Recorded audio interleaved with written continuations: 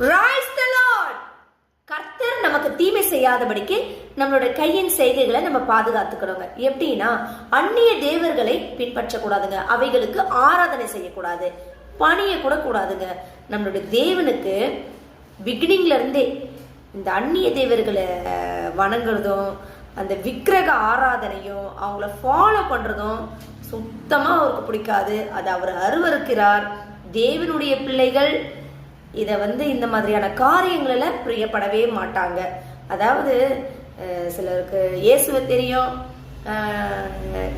தெரியும், ஆனால் இந்த சத்தியங்கள்லாம் அவங்களுக்கு தெரியாது, வார்த்தைகள் தெரியாது, இயேசுவை மட்டும் தெரியும். இப்படியாப்பட்டவர்கள் அவங்க அதை பண்ணுவாங்க. எதையுமே நம்ம அது மாதிரி செய்யக்கூடாது.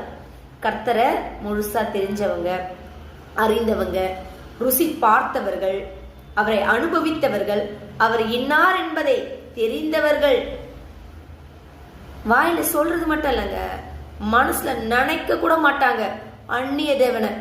அந்நிய தேவன் என்னுடைய தேவனாகவே முடியாது.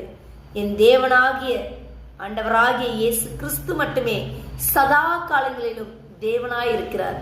அவர் நேற்றும் இன்றும் என்றென்றும் மாறாதவராய் இருக்கிறார். அவருடைய நாமம் மகிமைப்படுவதாக.